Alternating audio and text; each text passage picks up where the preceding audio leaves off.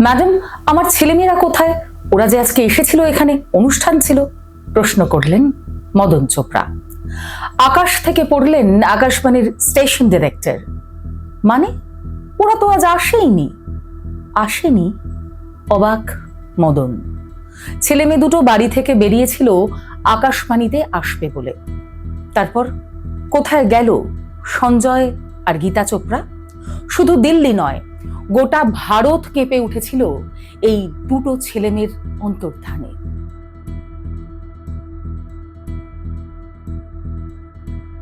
कहाँ जाओगे बच्चे?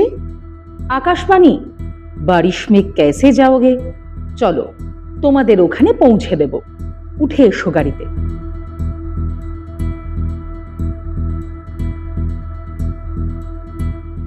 আরে আরে আরে এ কি করছেন আঙ্কেল? না না, আমরা কোথাও যাব না, ছেড়ে দিন। দরজা বন্ধ হয়ে গেল ফিয়াট গাড়ির। 26শে আগস্ট 1978। 16 বছরের গীতা চোপড়া আর 14 বছরের সঞ্জয় চোপড়া ভাই বোন। দিল্লিতে গত দুদিন ধরেই বৃষ্টি হচ্ছে, তবে আজ সারাদিন সেরকম জোরে হয়নি, কিন্তু থামছেও না, ঝিরঝির করে হয়েই চলেছে।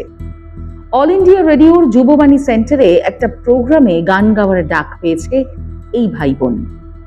বাবা মদন চোপড়া নেভি অফিসার। দিল্লির ধৌলাকুয়ায় অফিসার্স কোয়ার্টার্সে থাকে এই পরিবার। অনুষ্ঠান হবে রাত 8টায়। রেডিও থেকে বলে দেওয়া হয়েছে 7টার মধ্যে পৌঁছে যেতে হবে। সেই কারণেই বাড়ি থেকে বেরিয়েছে ভাই বোন 6:15। হাতে অনেকখানি সময়। অটো পেলে ভালো হতো, বাসও আসছে না।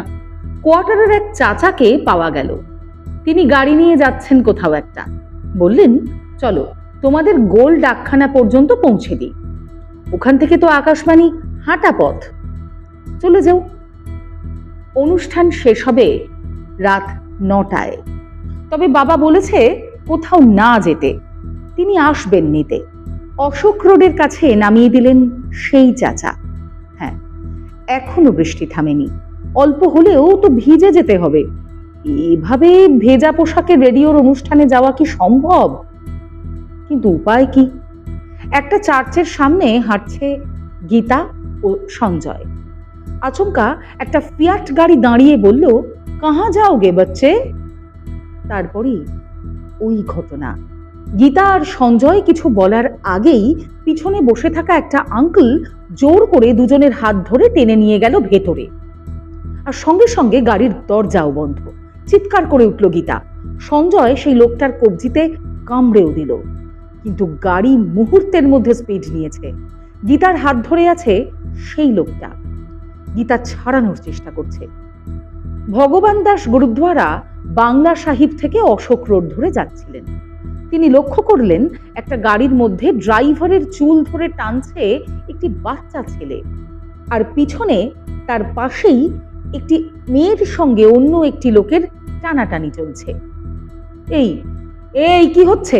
থামাও থামাও! ভগবান দাস ঝাঁপিয়ে পড়লেন, তাকে ধাক্কা মেরে গাড়ি এগিয়ে গেল। এবার পিছনেই একটি সাইকেল আরোহী, বাবুলাল। সে সাইকেলের প্যাডেলে চাপ দিয়ে এগিয়ে গিয়ে গাড়ির সামনে সাইকেল ফেলে দেওয়ার চেষ্টা করলো, যাতে গাড়ি দাঁড়িয়ে যায়। কিন্তু কোথায় কি! সাইকেলকে দুমড়ে গাড়ি স্পিড নিল। গীতার কণ্ঠ শোনা গেল, 6:45। দিল্লির সন্ধ্যা এখন থেকেই ফাঁকা ফাঁকা। দোমড়ানো সাইকেল নিয়েই বাবুলাল জোরে জোরে চালাচ্ছে। কি হয়েছে জানতে চাইল এক স্কুটার চালক। সাব, ওই গাড়িতে দুটো বাচ্চাকে ধরে নিয়ে যাচ্ছে সাব। বাবুলাল হাঁফাতে হাঁফাতে চিৎকার করল। স্কুটার আরোহী ইন্দ্রজিৎ স্কুটারের স্পিড তুলে তাড়া করছে ফিয়াটকে, কিন্তু আচমকা একটা সিগন্যাল লাল হয়ে যাওয়ায় দাঁড়িয়ে যেতে বাধ্য হলো ইন্দ্রজিৎ নামক সেই স্কুটার আরোহী। এই, তোর বাবা কি করে রে? চলন্ত গাড়িতে জানতে চাইল সেই যুবক। যে গাড়ি চালাচ্ছে তার নাম কুলজিৎ সিং, ডাকনাম রঙ্গা। আর পিছনের সিটে শক্ত হাতে দুই ভাই বোনকে এতক্ষণ ধরে যে সামলাচ্ছে তার নাম জশবীর সিং, ডাকনাম বিল্লা।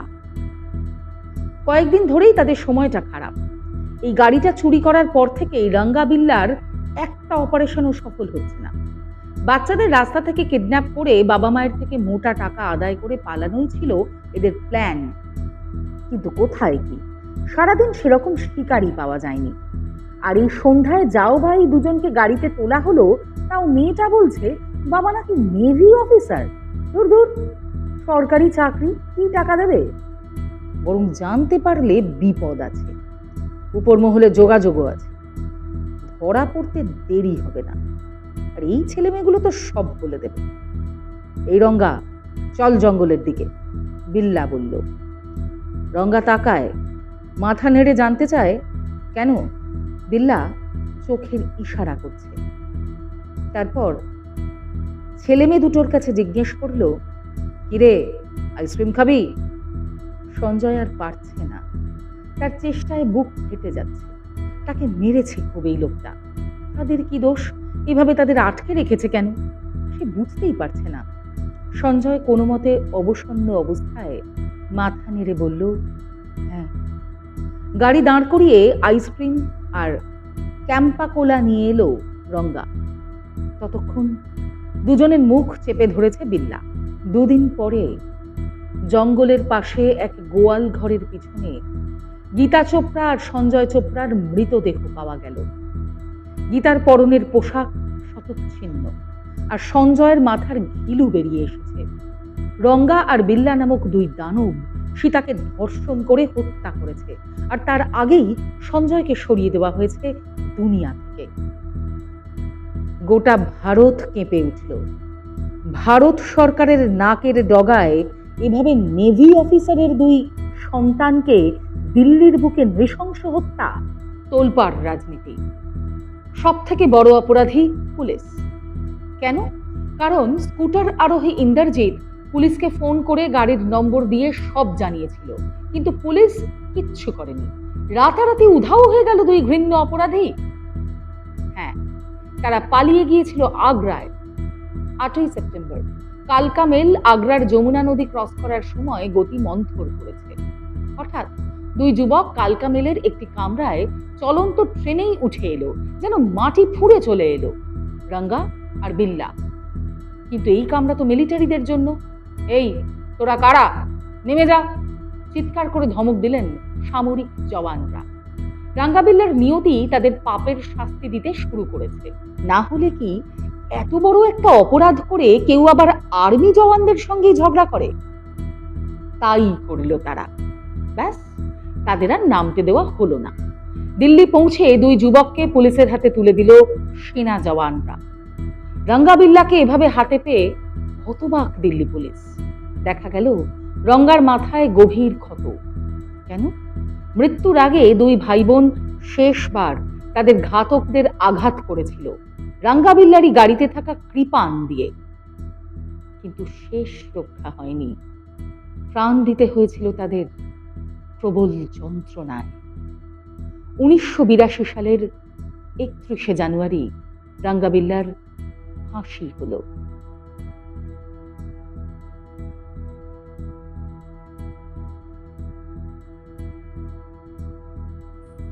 ফলো করুন বর্তমান।